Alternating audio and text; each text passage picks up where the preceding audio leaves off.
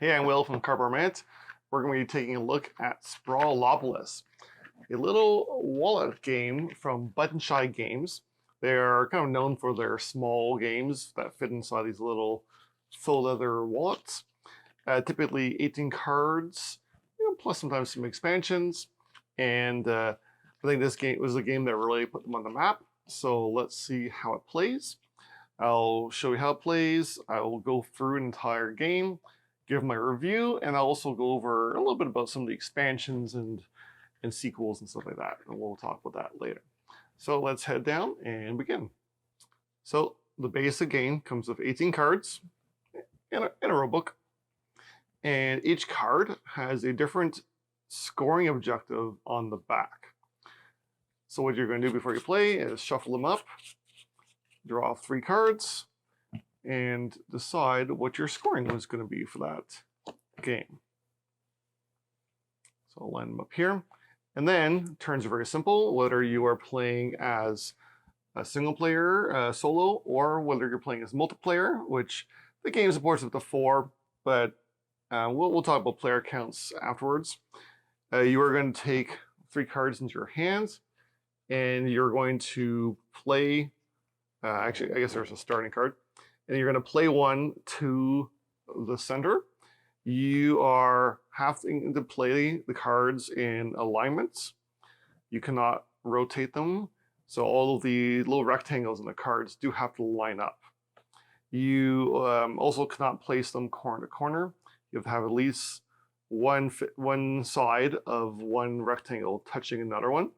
You can also choose to cover as much or as little as you want.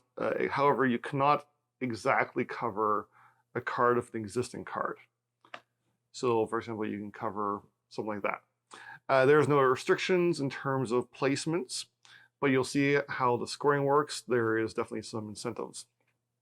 So, there's a variety of cards. Each has one of each different of the 4 colors and a road on it, or a couple of roads.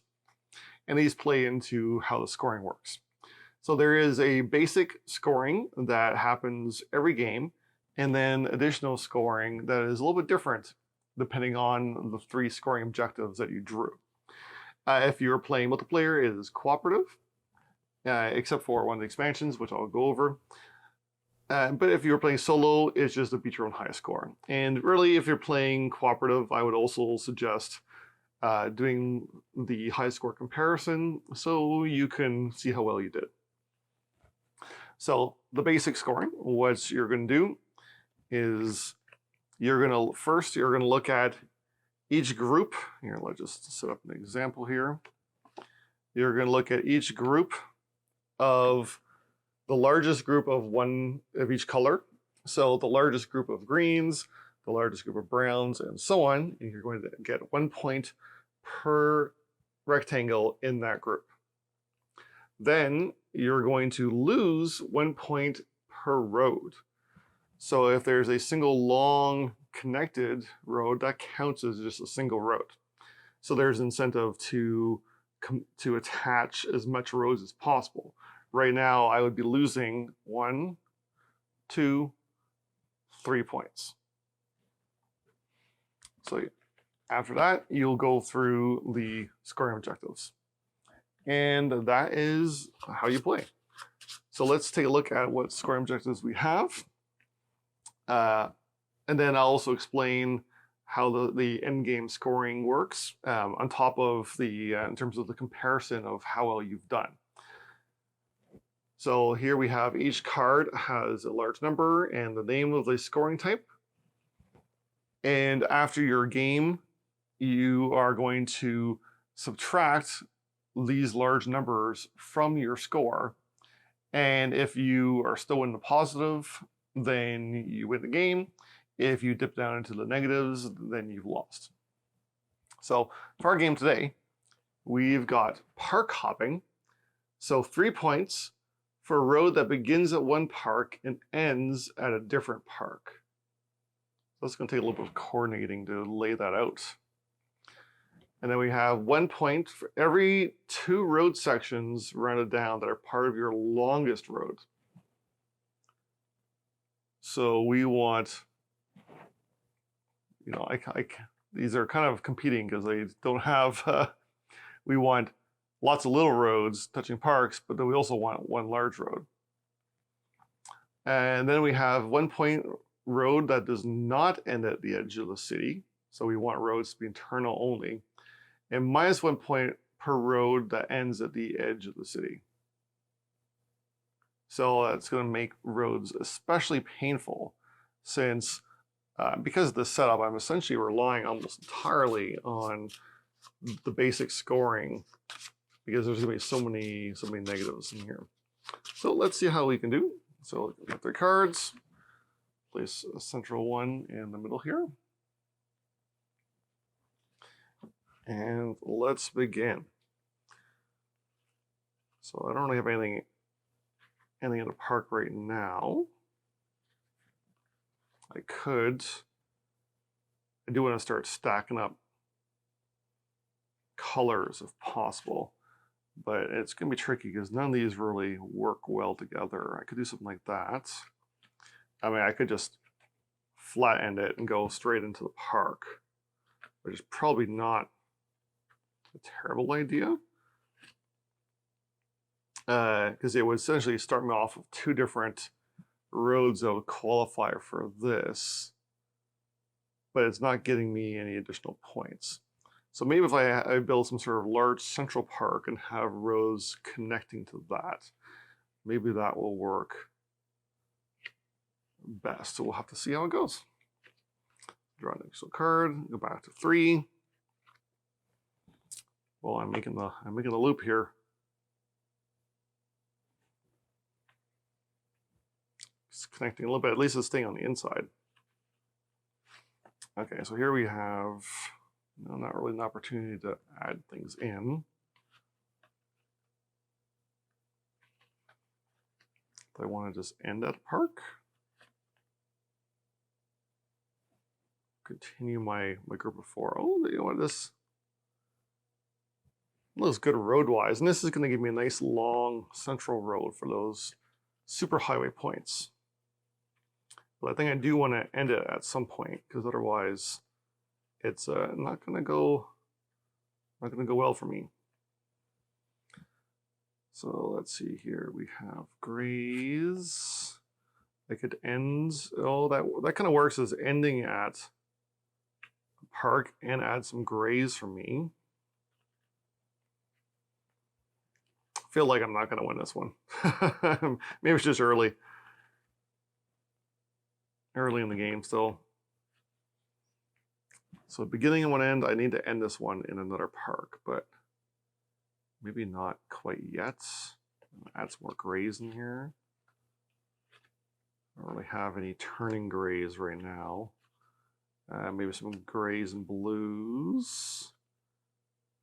Could build things up a little bit. Get a little bit of browns in there too.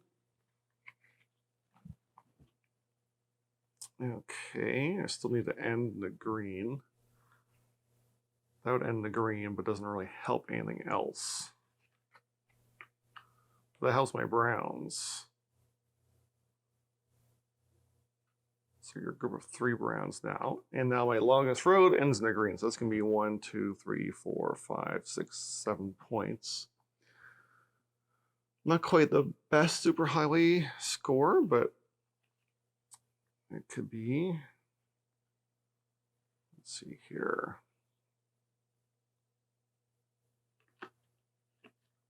I do really want to add. Well, here we go. Add to my browns. Oops, I didn't redraw. And connects to a green park. And it'd be great if I could turn this around. No. I don't want to end it yet. I want to go into a green somewhere. This little guy is never gone. Not going anywhere, unfortunately. I don't want to place on top because I'm going to lose some grays. I could work on my blues in there.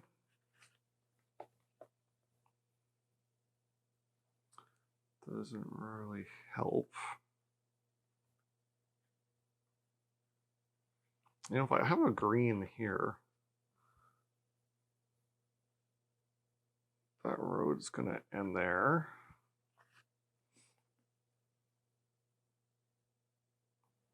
Now, none of these are really ideal. Like that could work. I almost need to crisscross little ones. Maybe that's what I should have done. Is just crisscross a whole bunch of them. So some more rounds. Oh, that's just more highways. Too many highways right now. So I could, you know what, maybe I'll do this. Now this ends in a park as well. But there's no way, I can't have double park up here. I need to do something about that. Oh, here we go. Into the park, continues down.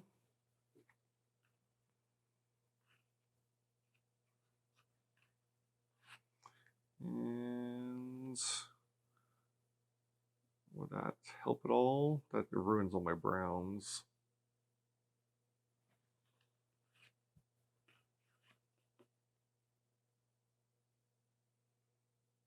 So I just keep staggering? I guess I could just keep staggering them and see if I can chain as much park hoppings as I can to try to counteract all those negative.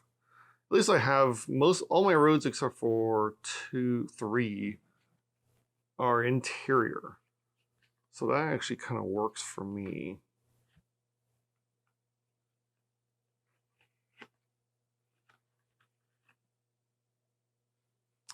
That would keep it interior. It doesn't really help me score-wise at all. I would just be fighting that one negative point, which is not really what you want to do. Can I try to switch this around? Flip it? Flip, flip, flip, flip. No.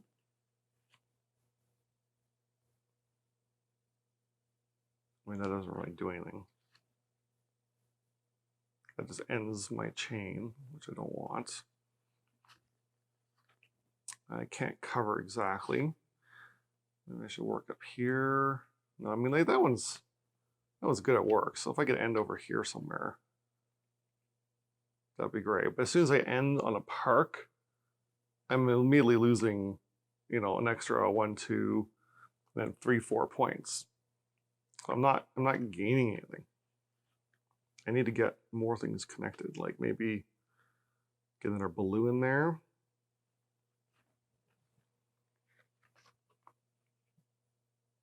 I'll try that. Can I connect the green somehow? No.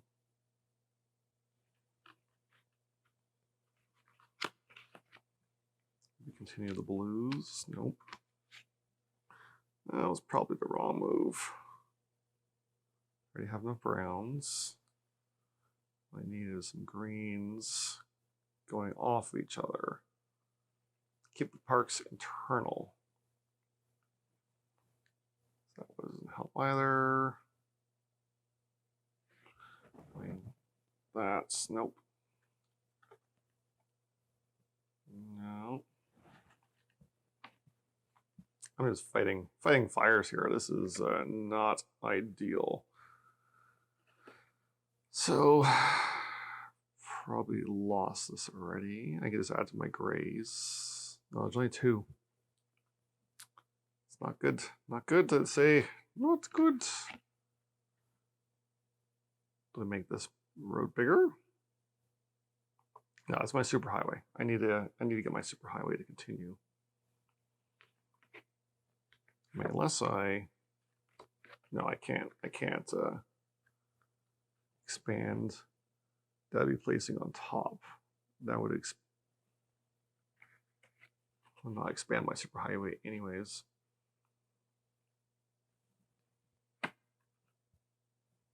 Yeah, even that. I mean, this would sacrifice a few points for my superhighway, but it would make my blues bigger, my browns bigger, Oh no, but then it would prevent this one from being part of the park system.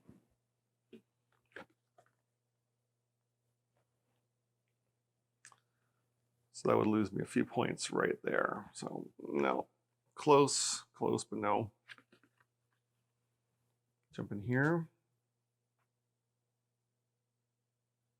There's more roads going nowhere.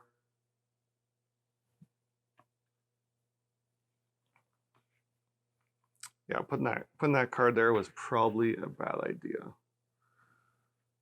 So we can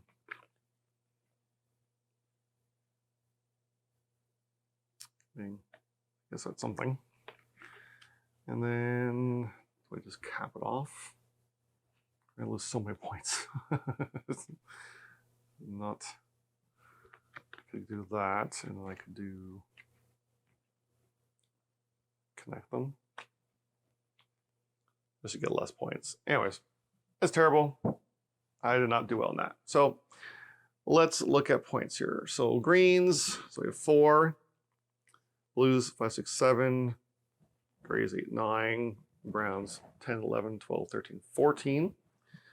And then we're losing 1, 2, 3, 4, 5, 6, 7, 8, 9. So that leaves us 5 points to our name. And then we have, let's see, how many roads and the beginning of parks. So we're 5, 6, 7, 8, 9, 10, 11, 12, 13, 14. Oh my gosh, that's it. Oh, I flipped that one. 14. Okay, longest road. 15, 16, 17, 18, 19, 20, 21. And then we're going to subtract. So 20, 19, 18, 17, 16. So we got a total of 16 points. And then we're going to subtract 26. So I'm 10 under. So that didn't work so well that time. But that gives you an idea of how the play works. So I'm going to show you, while we're still down on the table focus, a couple of I think all the current expansions for the base game. And just, I'm not going to go into rules details, but I'll cover them real quickly. We have points of interest, which adds gold bordered points of interest locations, and you have to place this first, and then you have to cover it with your starting card. With that starting card, you have to cover half of it. So you're basically only going to have 1 point of interest, and then you get to do a little extra points around that. We have Rektar, which is your Godzilla. He gets shuffled into your deck, and when you draw him, you immediately have to place him directly straight, square on top of whatever card you played last, and then you can never build over him. So he just stomps in there and ruins your day. Speaking of ruining your day, the construction zones expansion, you'd always have to use one of their scoring methods, and they add some pretty nasty negatives that you have to work pretty hard to avoid. So if you want a little extra challenge, that's a good one. Then we have beaches, which is probably the prettiest of the expansions. Has these nice beaches. You do have to choose one of the scoring methods, and every time you draw a beach, you immediately have to place it on one of the outsides, and you would draw like an imaginary line as far as possible all the way across, and you can no longer build past that line. So I could do something like, oops, I guess it's the wrong way. So I could do something like that, and then you can no longer build past that area. So that's a pretty neat one because it closes you in. And the last one, which is kind of weird, is interstate. Interstate adds this big giant highway, and you take turns placing 3 of them, kind of like the river in Cargo Zone, if you've played that game. And it gives you a little bit something to start off with. One of the scoring objectives is flipped over. And this one you can play solo, but it is designed as either a competitive or cooperative 2-player mode. Which again, one of the sides will have some unique scoring, and you essentially have a collection of colored blocks already set up. And then, of course, if you went in for the expansion, you could play just the game itself. It adds farm animals, all new scoring. There's even a Sprawlopolis mode that allows you to combine the two games. I'm not going to cover that today. Maybe I'll go into that another time. If you want to see that, please mention so in the comments. And let's go back up to my review. And that was Sprawlopolis.